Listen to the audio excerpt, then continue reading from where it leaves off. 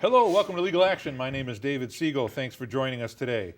Joining me once again, as always, my co-host, Jesse Barrientes. Jesse, how are you, sir? I'm doing great. How about yourself, Dave? I'm doing great as well. Fantastic. Very nice to see you. You too. We're going to kind of do a potpourri Okay. of different legal topics that are common to the majority of our viewing audience in terms of real estate, divorce, probate not so much, but it's inevitable, right? True. And then traffic. The cops have been out pretty heavy this season trying to ticket drivers, get them to slow down. Sure. But I want to start with some of the home buying because we're still in the home buying season, the tail end of it, but it's still very, very active right now.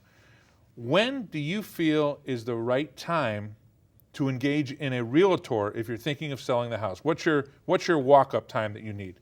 Well, if what you want to do is you want to sell it, I mean, some people have thought about, for sale by owner. If you have time to sell and you know how to do the docs, or you have an attorney that's willing to do that for you, or you have a buyer already on the line, that's okay. But if not, the moment you want to do that, the first thing you want to do is you don't have to sign up with a realtor, have somebody come over to do a comparative analysis. And basically what they're going to do is they're going to look at your property, they're going to make some measurements, and they're going to compare your property, its size and stature and design and everything, from about a mile and a half radius with those that are comparable. And they'll look at other properties in the area that have sold, and they'll come up with a basic kind of an idea that of what your home is worth. Okay. Then what you need to do is to determine what your equity is. So basically, how much you owe minus what that is. Right, and this is different from an appraisal, which is something that costs money. What you're talking about is free. A realtor will give you a comparative market analysis, correct? That's correct. And realtors are in business too. Hey, not only do they want to serve you, but also they want to make money, and they get, dependent upon your agreement with them, a certain percentage. Generally, it's about 6%. It could be anything from there down. And so, hey, they not only do they want to sell it, but they want to sell it at a realistic price so you're happy, and also so that they can make some money as well. Okay, so you recommend a realtor. Don't do it on your own. Unless, again, if you already have a buyer on the line, then you want to grab an attorney to be able to maybe prepare some of those, because you don't need to go through showing or anything else. You already have somebody, and it just comes down to a question of price. Right. But I think the key is you want to get it on that multiple listing service so that it can be seen on the internet. Right. If you already don't have a seller on the line, like, okay, hey, maybe it's your neighbor, or maybe it's a cousin or a family member, or somebody else that, hey, you were talking to and had an idea. But yeah, if you want to get it on there so that you'll get some hits because it's competitive, okay, that's the thing to do. Well, let's say you get an offer. Let's demystify this real estate contract, which keeps getting longer and more involved every year, more and more clauses that have to be analyzed, signed, initials.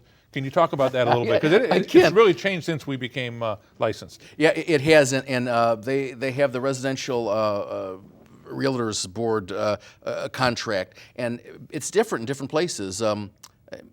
Cook County is a different kind of animal than DuPage and other places, but generally the reason why it has progressed is because people have learned, and they have had input from attorneys and realtors, and hey, look, we've had this issue with respect to this question in terms of, hey, when is a counteroffer, when does it terminate the contract? And so that's been taken care of by the new contract and other issues like that. And so as those questions come up, it keeps on evolving to address those issues. No contract really is going to address every single issue, but they do the best they can to kind of take out any type of ambiguity in those areas. Well, I think now with the contract and the associated disclosures, you're probably talking over 25 pages.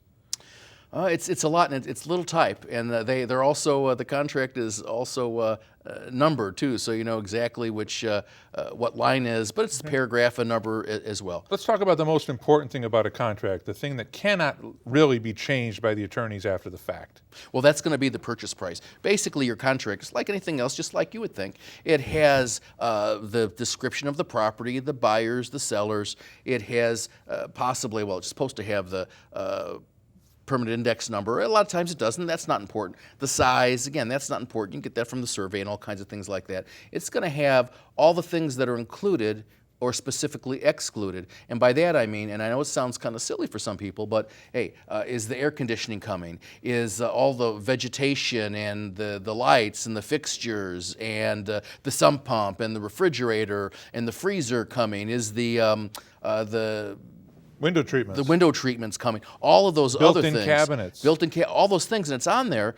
Garage door openers and things of that nature. Sometimes you don't have those things, so it doesn't matter, but you want to make sure that those are checked. Now, sometimes specifically, hey, maybe somebody has just purchased I don't know, a really expensive refrigerator, and it's like, hey, sorry guys, it's not coming with it. So it'll explicitly and specifically exclude whatever that is. It could be kind of really anything. Yeah, but it could be a $2,000 to $5,000 kitchen appliance. it could be anything. Crazy. That's true. And again, you want to make sure, and that's the time to do it when the contract is drawn up, and it'll be completed by your realtor when you make an offer. The buyer is going to make an offer to the seller. This is another reason not to sell it on your own, because you'll get the help of the realtor with the contract, correct? That is correct. And so when those things are taken care of, and they'll tender the offer, and you mentioned before, of course, the important thing, probably the most important thing, is the purchase price. And there are many, many other provisions in the real estate contract. One of them is the attorney's review and the professional inspection. They kind of go hand in hand. The attorney's review provision basically says that, hey, listen, within 5 days, the attorney can review it and disapprove of it, and that's the end, then you get your earnest money back and everything else. But we have to step back a little bit. After the buyer makes an offer, then the seller kind of looks at it with his or her realtor or their realtor, and then they sign it. Now, it goes by the date of acceptance. So if you sign the contract as a buyer on, what's today, the 7th, right? So you signed it on the 7th, and it's Monday, and then it comes back to the seller, and look at it, and we sign it on Friday. Okay, well, then it's the 5 business days start, and it's 5 business days, so it's from Friday to next Friday. So that's the trigger, is when it's accepted by the sellers.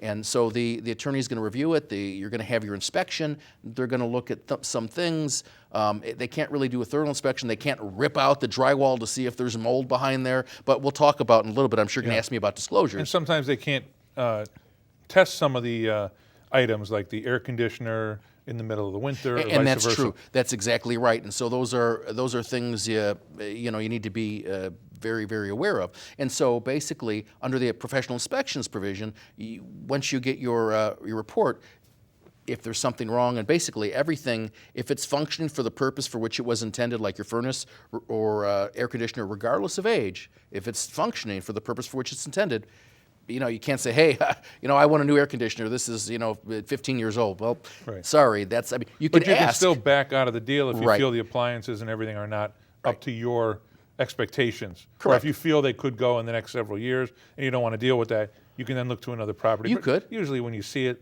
and you've made a contract, you've got everybody involved, you want to make the deal go through if at all possible, and you want to be reasonable, correct? You do. And then your attorney, you want to have an attorney who does real estate, somebody who's familiar with all these terms and the procedures, because it's really deadline intensive, okay? So within that 5 business days, you could say, and you get your inspection report. I do, a lot of people, they do them together, and it's okay, well, hey, look, you know what, really the garbage disposal doesn't work. Or a lot of times what you'll see is some of the outlets, the polarities will be reversed because the homeowner put it in themselves and they didn't know how to do it, on maybe a ceiling fan or something or whatever. And so you'll request that those things be taken care of. Yeah, it may not be GFI either, which May is not very be important. GFI, and because that's industry. I mean, that's what the code is. Anything that's near any water. So any of the outlets that are by the sink, in the kitchen, or in the bathrooms, anything like that, or if you have a mud room that's got a sink next to it, it's very important because that's going to save your life. That's the whole purpose of having those. Right. Let's talk about title. Yep. What is it there where the seller has to provide a title policy for the purchaser? How does that work? Well, it's saleable title. So I own this. When I purchased it, went through the same thing. And so what they do is they go back so that there's a chain of title. A lot of lenders these days will do a 24-month chain of title, so they want to go back on the search. And I'm also a title agent as well. And so that's what will happen. There'll be a search to make sure that, hey, listen, I am the owner, lock, stock, and barrel of this property so that I can sell it to you. And also so that there's not any judgments. It's possible that, hey, maybe I didn't pay somebody or I got a car repossessed, or who knows. There could be a lot of things. And there might be a lien against the property or a judgment. And if that's true, that's going to affect it. And so those things have to be cleared up and paid from the proceeds of the sale to convey clear and sellable title. There are situations with abandoned homes where someone comes in and portrays that they are the landlord, and they actually start renting the property to someone who they don't really have the right to be there, neither does the landlord, because it's not their property. Have you ever seen a situation where someone is selling a house that they no longer or don't have an interest in?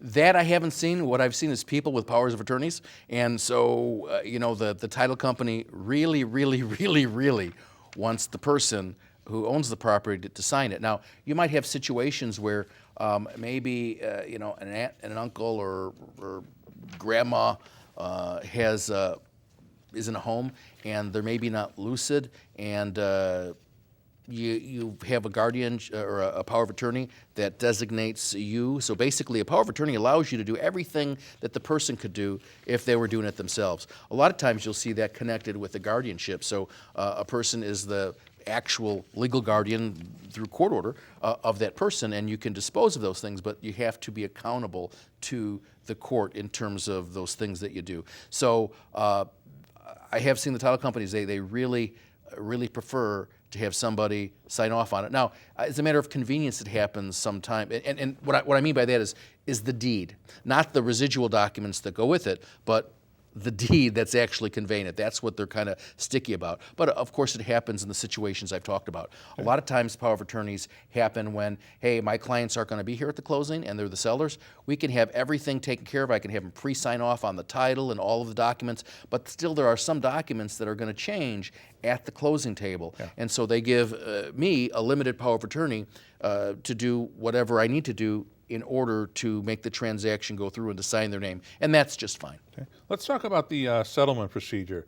This is a big mathematical equation. For most people, the biggest purchase they'll ever make. There's all kinds of credits and debits, and there used to be a RESPA, there used to be a HUD-1. Well, can you speak to this a little bit? Sure. It's really, let's call a rose, okay? A HUD-1 or RESPA is the same thing, and it's the combined Alta statement now. And before, basically lists everything. Before the HUD or the RESPA, which is the same thing as well as the settlement statement, it had two columns on the left side, okay? So it said, buyers and sellers, and it said buyer's charge, seller's charge. And so now what they've done is they've moved that to the middle, and they put a column on the left and the column on the right. Okay, these are all it's essentially the same. And they don't even call it a closing anymore. Dave, it's called a consummation. But there are a lot of attorneys who just refuse to call it a consummation. But it's a closing, consummation, whatever. Let's just get the deal done. So it lists every single detail because you have to do that by law as well. And also, when the title company is taking in the funds, the certified funds, they are dispersing it. So they're going to pay off your old mortgage because now, okay, they're the one who has the lien on it, your lender. And so that gets paid off. So that's done. That's going to be on there. There's going to be a proration for taxes. Let's talk a little bit about that so folks understand. You know, when you pay real estate taxes in arrears. So the real estate taxes that you're going to pay this year are for? Last year. Right. And so do real estate taxes go up, Dave, or do they go down? They never go down. They never go down. And there's no indication that that's ever going to happen anytime soon. Correct. So what happens a lot of times is part of the provisions of your contract, there's a proration that says based upon, well, the seller wants it to be 100%. The buyer wants it to be 110%. Generally, it's 105% of the most recent ascertainable tax bill. And that's why it's prorated, because they're paid in arrears, you don't know what it's going to be. If it goes up, then that's to take care of it and pay for it. You also need to make sure that there are no senior exemptions on there, because if there's a senior exemption, that 5% isn't going to do much for you. So, but that's part of the contract and the terms that we were talking about before. As they go along, they've learned these things, and so those contracts or those terms are in there in terms of representations that the seller makes. That hey, there's no there's no senior exemptions on there. It's not subject to a special assessment or who works or the math like on this that. document? Who prepares this settlement statement with all the numbers in place? That's the title company. Generally, what the seller's attorney does is do a settlement statement and the purpose for that is to just give the numbers to the title company so they know what it is, so they can prepare the combined settlement statement. Okay. Let's talk about some of the disclosures that are important, starting with the radon gas and the lead-based paint. Well, if we're looking at going back to the contract, okay, part of the contract is the disclosures. And radon is a naturally occurring radioactive gas that generally comes up through the basement. You know, you generally don't have to worry, but if you have kids, especially small kids, and you're going to be spending time in the basement, in the family room, or doing whatever you're doing down there, you want to absolutely make sure that you take care of that. There is a test that they can do, and that's up to you to pay for. The buyer takes care of that expense. But if you determine, I've had a couple situations where there indeed was an overabundance past the acceptable levels of radon, and there are acceptable levels of everything, of radon gas, and so they do have an abatement, and then usually they request in the attorney review and inspection request that be abated and that they pay for it. And now, depending upon where you go, you know, that could cost a few $1,000s. Okay. And they have a system where it really can be abated because, again, naturally occurring radioactive gas. Is this radon only for residential, or does it apply to commercial properties as well? Could it be the office building you're working in? You know, generally on commercial transactions, really haven't done those kinds of things in the basement. Actually, you know, I have to strike that. In our office building, we did that, okay? And we didn't have an issue because the reason why we did that is because we anticipated that a couple of the spaces down there may be used for offices, and we didn't want to have an issue with that. So, you know, it just really depends on kind of what you're doing. Let's talk about the sweet taste of lead-based paint. Any properties, that's the disclosure, that were built before 1975, they used, unfortunately, in a lot of those buildings and properties, is lead paint. Now, I'm guessing if you're an adult, you're probably not going to chip the paint off and eat it. But again, if you have small children or pets or anything like that, kids put things in their mouth, animals chew on things, and so, and lead, of course, is dangerous. It's a health hazard, and so you want to make sure. And the disclosure basically says, and it's coming from the seller to the buyer, the seller is saying, hey, look, house was built before 1975. I'm not aware of any lead-based paint in the house. I've never done any testing or anything like that. But I understand, these are just disclosures, okay? I could be lying. I mean, that would be a mistake for a lot of reasons, but those are the disclosures that are made. But generally, after 1975, I say generally, you should be okay. Okay, and let's talk lastly about what I think is the most important disclosure, and that's the real estate property disclosure. Talk about that. Well, that's the same in the nature of the radon and also of the lead paint. Much more comprehensive. Much more comprehensive, but also there's one, too, that's mold as well. That's like the lead-based paint. You know, just switch lead-based paint for mold. Because that could be very dangerous as well. But the disclosure, it covers all kinds of things. It covers whether or not there's been any flooding, whether or not there's been any leakage, whether or not any of those things you have knowledge that they haven't worked or anything like that. And then there's also a check for NA non-applicable because they might not apply. However, the problem is going to be if and you get a lot of times, let's take it, and we're going to talk about probate at some point, but where someone has passed away and the people, the executor is just trying to liquidate the house. They haven't lived there, and it's been sitting there for a year or two or whatever, and that's where that would, the disclosures would say no because they're not aware of it. They haven't lived there. Okay. Yeah. One of the checkbox items says, have you lived in the property in the last 12 months? And in that situation, the answer would be no. So you wouldn't have knowledge of a lot of the items. But if you do have knowledge of them, you got to disclose them because that can come back and bite you really badly later on. Okay, let's talk a little bit about the mortgage contingency. You might think you have a buyer on the hook, you're all happy as a seller, you got your price, and then all of a sudden they want a mortgage contingency. What is all that? Well, the mortgage contingency is another, remember I said that the real estate is very deadline intensive, so you want to get somebody who's going to be on the ball.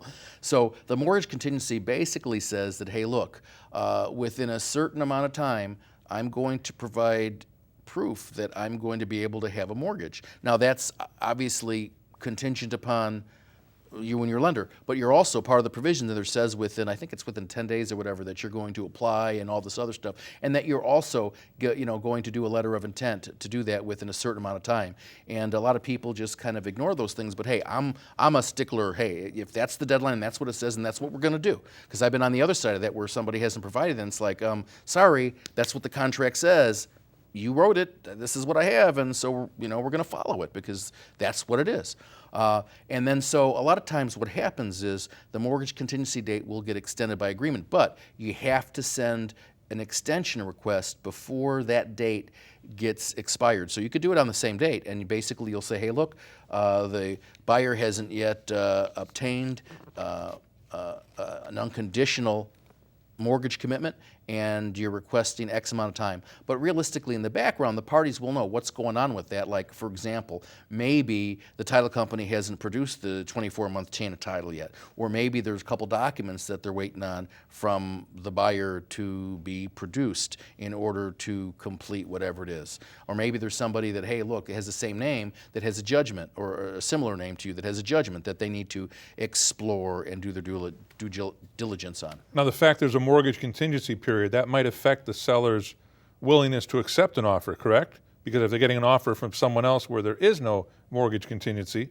either a cash deal or one where they just know they qualify, that might be more enticing for a seller than someone who may or may not qualify, correct? Well, you do that in the beginning, and there are other provisions in the contract that you can sign that deals with those kinds of things. The seller doesn't have to give you an extension, for example, and then for the mortgage contingency, and then you have a certain amount of time, 48 hours-ish, depending upon what's written in there, to be able to waive it. And if you waive it, then you're kind of out of luck. And what that means is that, hey, you're stuck with the house even if you don't get a mortgage, and obviously you're just setting yourself up for a bad time. Okay. Well, speaking of bad times, let's talk about a possession escrow where the seller won't actually leave. Okay, well, that happens quite often too. The consummation, another word for the closing, right, takes place, and the sellers, a lot of times their sale of this house is contingent upon, They need the funds from this sale to buy the other one, and so property. they have another contract going on. Okay, and so it's very close, and so depending upon their agreement, you have the possession escrow, and what will happen is so much percent, depending upon the agreement, is set aside by and held in escrow by the title company to ensure that the sellers are going to be out, and not only be out, but that's to also account for any damage that they may do when they're moving out. But also, it depends on how long they're going to be there. If they're going to be there for a few days versus a week or versus a month or even longer, there's going to be more money set aside in order to pay for whatever the decided rent you've agreed upon is. So it's a per diem? While they're there. The number of days based on dollars? It could be whatever you want it to be. It's up to really the parties, but it's also, there's additional funds there to make sure that, hey, when I come to move into the house now, look, when you were moving out, Dave, you accidentally knocked the refrigerator through the drywall, and there you go. So what am I going to do? And that's the purpose of doing that. Okay, let's talk about recording and how important it is to record specific documents in a real estate transaction. Yep. Generally, the title company will do that, and you'll see. Remember, we were talking about the settlement statement, right? Yes. The ALTA, the consolidated ALTA. HUD or RESPA, again, let's call a rose by the same name or rose. They're all the same. All right. So it will show all the recording fees on there, and believe me, your attorney will, or your attorney should explain all those things to you. And if you have any questions, you need to ask and find out what it is. But they'll be listed on there. There'll be recording fees because the title company wants to make sure, and they're insuring it. The title company is ensuring that the person's getting good title. And so they're going to make sure that, for example, the release we talked about a little bit earlier for the mortgage, because we're going to pay the mortgage out of the proceeds we receive. They're meaning the title company. And there's a cost for that, of course. And they're going to record that release as well to go with the property so that good title is conveyed. They're going to record your deed that the sellers have signed and everything else, and any other release agreements that might be pertinent, or if there's a power of attorney, that's going to be recorded as well. Okay. What's the benefit of a survey, and why is it often required? Well, it's always required unless the parties strike through it. That's what's in the general contract. There's something about knowing the boundaries of the property that I'm going to buy. So, and it's staked and flagged. So, you have a flag here so you can see the boundaries of your property and you can know where that's at. And, when you look at the title company too, there's what they call insuring over. Sometimes when you look at the survey, and it's got to be within the last 6 months preceding the closing, you want to make sure that, hey, listen, the fence that you thought was your fence is on your property and not over the line. Or, goodness, it could be a driveway or something like that. And then you have this issue with maybe the vegetation. Right, vegetation or anything of the title company insuring over that so that you're protected. But the purpose of the survey is to make sure that, hey, everything is where it's supposed to be, the boundaries are marked, and it's good for the homeowners to see the extent of the property as well. And then you could see where everything is at, and so that you know for sure the boundaries of your little kingdom there. Okay, so by way of review, we have a little time left here. Sure. We're going to contact the realtor, we're going to contact an attorney, we're going to get a team together for either purchasing or selling a property, correct? Right, realistically, it is a team. Okay, and then we're going to try and purchase or sell for fair market value. Right. We're going to try and make sure that there are no liens against the property and that we're buying what it appears to be. Right, and that's the job of your team, the attorney and the title company, right? Okay, we're going to make sure that the contract is adhered to in all aspects, from the attorney review to the inspection to the different disclosures. We're going to do a walkthrough. Let's talk about that. Right before closing, what happens, Jesse? Absolutely right. Generally, the realtor for the buyer, or sometimes both the realtors go with the purchaser, and they're going to do and a lot of times at that point the sellers have moved out. Right.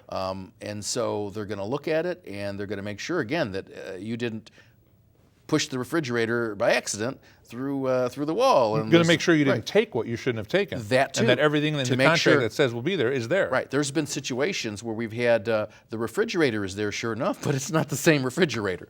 Right. That was, so it's very important to be specific. That doesn't happen all the time, but it does happen occasionally. So it's important sometimes to maybe be specific if you're at all worried about that, to put it down exactly what it is. I'm familiar with a case where the seller actually took the sump pump and the buyer didn't realize it until there was a rain. That is that's dirty. That's low down dirty. That is, the sump pump. What are you going to do with the sump pump? And by the way, just a little tip for our folks out there is that, that's something I'm told that you probably need to change out every few years anyway, just to make sure. It depends. A lot of people will have will purchase 2 sump pumps. We'll have one down there and another like one kind of sitting on the shelf just in case, because the time to have to go to the store to buy a new sump pump when that one fails is not the time to, and that's when everyone's going to buy it. Well, right, exactly. Or, a lot of folks also have the emergency backup, but sometimes, depending upon where you live, you've seen now we've had 100-year floods every few years in a lot of places, and it's incredible and devastating that this is happening. But you just, even with the sump pump, it can't handle that volume of water. Yeah, so you just want to make sure you walk around, make sure everything is where it's supposed to be, right, before you actually close. True. Even when, let's talk about when you're first going into a property and looking at a property, you want to make sure that, hey, you turn on the water, that you flush the toilet, that you turn on the shower, that you make sure it's hot and cold and everything else. Jesse, great being with you. Real as well, estate Dave. intensive today. This was real estate all day. We'll see you next time on Legal Action. Take care.